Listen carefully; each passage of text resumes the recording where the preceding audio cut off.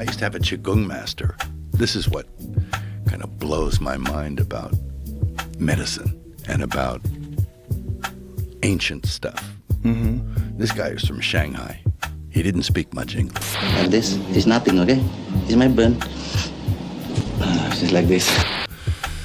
And he'd come in and he could like point at you, right, from this far away, and you'd feel it. To expect.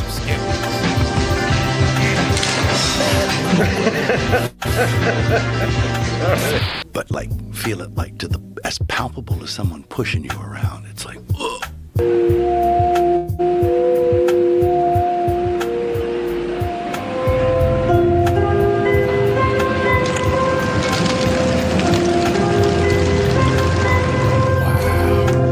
Never too much. Right, all right. Thank you for tuning in for another episode of Blacklight TV Never Too Much podcast reactions. Mel Gibson. Before we get to that, tell them who you is real quick. I forgot. Man, this is boy Mr. Rogers, the American Southern Negro, strive to be a hero, tell a kid not to be a zero. You heard me? You already know. Once again, I'm your host, Murph Big Brother Almighty, and boy, I got something for you. Mr. Rogers, did you see what you saw, or was you seeing what you saw? I saw what I saw, man. I saw what I saw on Joe Rogan, man. One of the top podcasts in the world, man. And he'd come in and he could like point at you, right, from this far away, and you'd feel it. But like, feel it like as palpable as someone pushing you. This Tai Chi master stuff, K-Town. Mr. Rogers, Southern Negro, talk to him. Give him a little backstory before we play this clip for him. Yo, years ago, me and Mr. Murphy, we used to research all kind of stuff. So we got into the monks and the Tai Chi, and we came across this monk, Asian guy who could heal people. He could move objects without touching them. And we was like, nah, this can't be real because the whole world be running behind trying to find them. So we kind of dismiss it, but I believe it, and Mr. Murphy, we kind of believe it, but we try to tell people about it. Nobody didn't believe it. Years later, I was watching Joe Rogan today, had Mel Gibson on there. And Mel Gibson talking about the same man, not the same man. It's his friend and homie and the same people, but we're doing the same thing to Mel Gibson, the exact same thing, healing people and touching people without touching these people. Let's take a clip of that right quick. Run that clip. Now, we got a clip of our own. I'm going to bring it up full mass real quick, hopefully to get this to play. We're going to check out this Tai Chi master right here. Let's hear him pulled up. I first met him in the early 80s in a Chinatown of urban Java. He didn't want his real name or address revealed, so we called him DJ for Dynamo Jack. He was only a healer, he said, but he did direct a powerful energy generated from his own body into his patients. Sometimes he used the needles, sometimes just his hands. He called the energy Qi, and it was so strong that he usually needed a grounder to hold his patients' feet. For years, we followed him around Java on his healing rounds, pleading to be allowed to film him, but he always refused, saying his powers resulted from a type of meditation with an ancient tradition of secrecy. It was only when my brother Lorne was suffering from a serious eye infection that he finally allowed us to film him in 1987. It was nothing like any acupuncture I'd ever had. I was getting really powerful electric shocks and couldn't control my movements at all. Yin yang, positive and negative, you know. And my positive from here and my negative from here. And we meet together, this can get like electricity. And is this because you're special? You have a special sort of It's meditation every day. It's meditation that does it. Meditation every day. Like you can touch me, like this. It's nothing, okay? It's my burn. Just like this. For our sound recordist, it was also a shocker.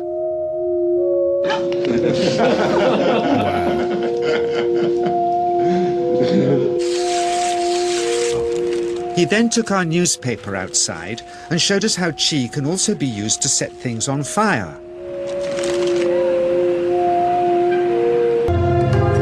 When he heard we'd shown this footage in public, he was very upset and refused all our future efforts to contact him again. As the years passed, we sadly resigned ourselves to never seeing him again. My brother Lorne never did, for by 1997 he was already dead, when I again found myself with DJ, now treating me for an eye problem.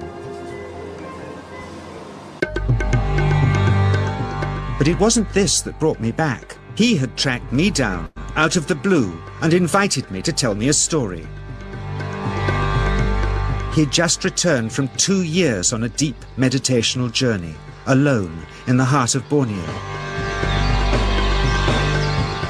Amongst his revelations, he had seen, he said, how history was moving on into great change, and the old wisdom was vanishing.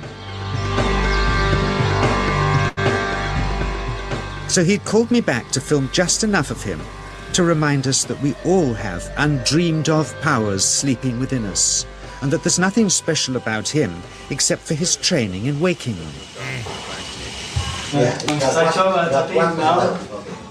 Grounding this patient, my cameraman Joe is having to use all his weight to keep contact. The qi is pushing him away.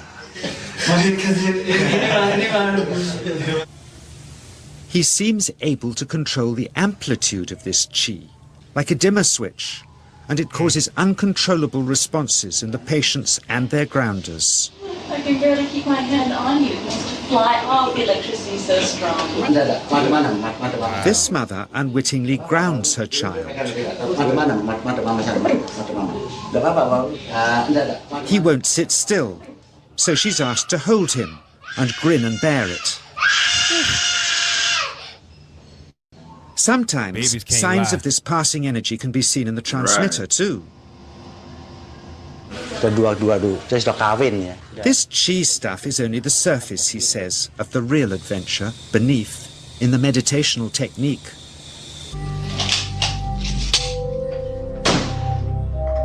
Projecting qi from the palm of the hand can also be used to resist rifle pellets, he says. Wow.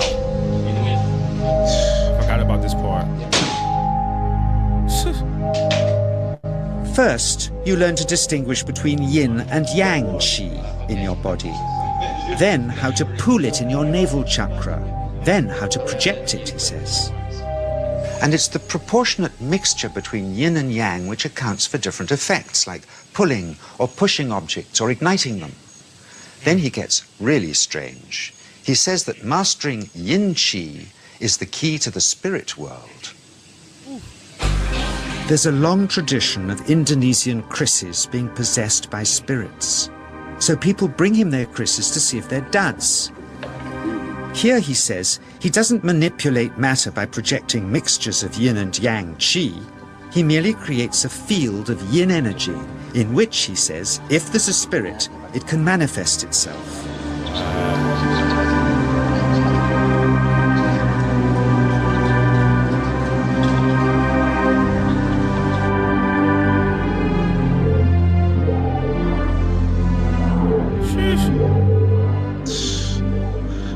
Learn that. So I invited a small group of scientists back from the United States with measuring equipment to test if DJ was for real. And if so, where might this energy belong on the electromagnetic spectrum? Catherine Cook, CEO of the Mind Science Foundation in Texas. Dr. Roger Nilsson, a Swedish medic and international racing sailor. Dr. Greg Simpson, a physicist from New York's Albert Einstein University, and Andreas Polak, one of DJ's Australian students. The visitors are confident they'll uncover him as a fraud in no time. Greg is the first guinea pig, and he's uncomfortable about showing that he can feel anything at all. Dr. Roger doesn't know what to expect.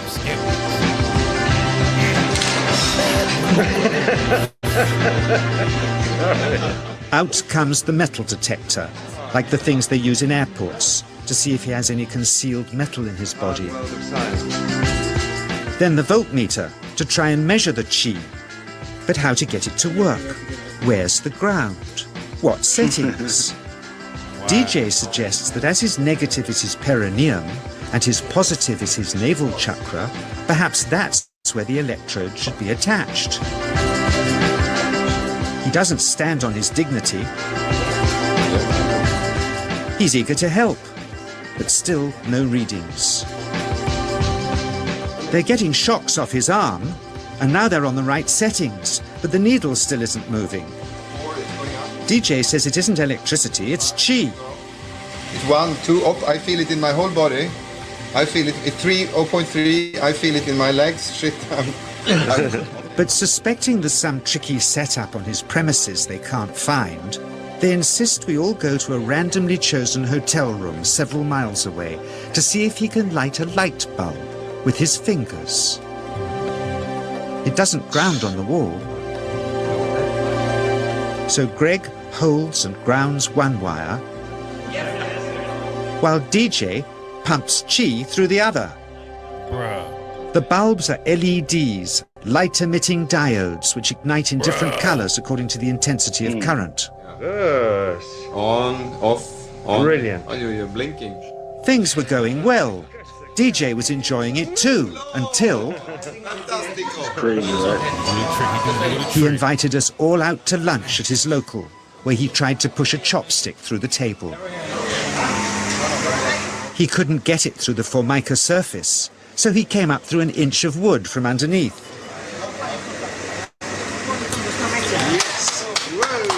Wow, bruh.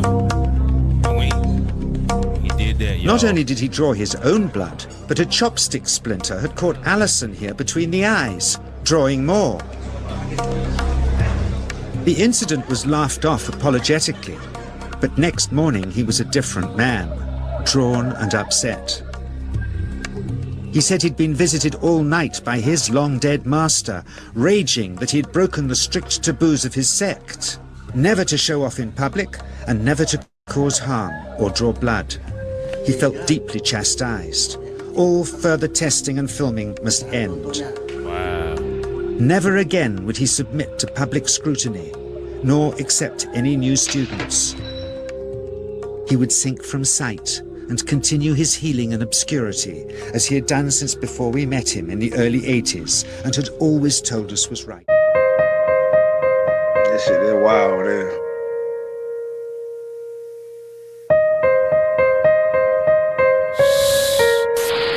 What? We found him, Joe. Now y'all go show Joe Rogan this here. Send this to Joe Rogan. Yo, that is amazing. Yes, 12. sir, bro. I know Big 12 was supposed to be here for this, but 12, we couldn't wait. I want you to watch this. We're probably going to show this to him and react to that because he's a skeptic. Please put in the comments what y'all think about this video. Have you seen this video before? Are you familiar with this video? Are you familiar with Chi, Tai Chi? Are you familiar with Zen, meditation, any of that type of stuff? Please put that in the comments. We would love to know. I personally know something about that. We know Mr. Rogers also gave the history on that as well. Bro, what do you have to say about that? Do you think that this has anything to do with just mind power, or is this some type of extraterrestrial hybrid? What could Nah, like they say, it is chi energy. There's a lot of movies, anime, cartoons that are based off this chi, and it's been in history and ancient texts. So it's real. It's just that we ain't tapped into it yet, but it's real. Too much And McDonald's. Mel Gibson. After that, I watched that Joe Rogan podcast. This he knows it's real. This is exactly what's going on. But anybody can do it. I'm about to get into it. I'm about to start training. Man, I eat too much McDonald's and Popeyes, man. I don't know if I could ever do it, but I would love to. If I would have known what could be at an early age, if I knew I could be a real life superhero, if at maybe 4 or 5 years old, they told me that if I was to be able to you know, I don't think at 4 you would know better, but if I knew then what I knew now, I would definitely cross my legs and fold my arms and hum that tune to be able to